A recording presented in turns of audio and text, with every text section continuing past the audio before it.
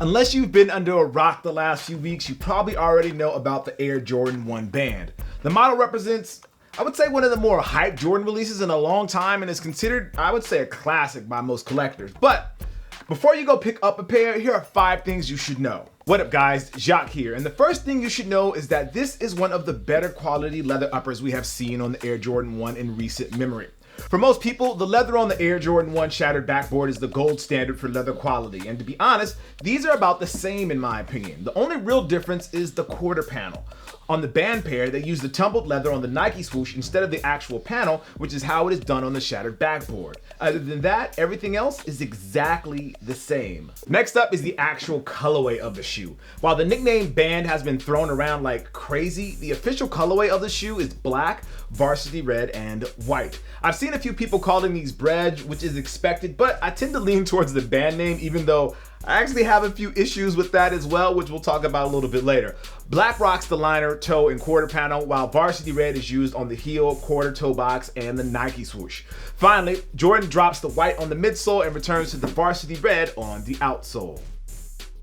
The third thing you should know about is that there's actually a bit of a hidden message on the inside of the Air Jordan 1 that helps bring the band nickname into existence. Back on or around October 18, 1984, Jordan wore a pair of black and red Nike shoes that caught the attention of NBA Executive Vice President Russ Granick. Now, the letter explained that the pair of Nikes that Jordan wore on or around that date violated league rules. As an homage to that date, this version of the Air Jordan 1 features the same date on the medial side of the shoe alongside your size. So if you wear a 12 instead of an 11, you would see an actual 12. Speaking of that date, that brings us to probably the most important thing you should know about this shoe: whether or not they were actually banned. According to some great research by MJo23Dan, the Air Jordan 1 wasn't the actual shoe that was banned, but instead it was the Nike Air Ship.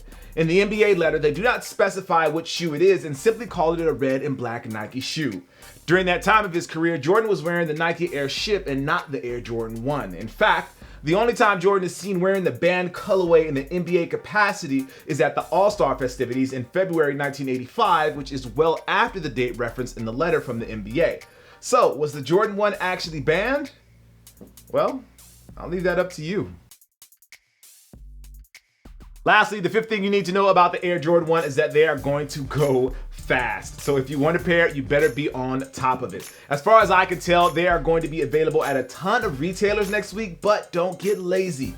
The hype for these is pretty crazy right now, and unless you want a case of the sads, you better stay on it. As for the past Jordan 1 Retro High OG releases, the price is $160, and despite my wishes for them to upgrade the insoles to Lunar or something that's a little bit more comfortable so you can wear them all day, they have not done that yet. I guess I probably shouldn't complain. I'm still going to try and buy a pair of these on Saturday anyway. So random thought, did you guys know that Jordan allegedly called the black and red Jordan 1 devil shoes because they rocked the colors of NC State and he went to UNC? Pretty weird. Full disclosure, the pair that you see here is actually a promo pair given to me by Jordan Brand at the launch of the Air Jordan 31, but I don't think these are any different from the retail pairs that I have seen so far. As I mentioned earlier, these are dropping for $160 and they will be pretty widely available, but again, they're going to go fast. Let me know in your comments below if you plan on trying to pick up yourself a pair of the Air Jordan 1 band.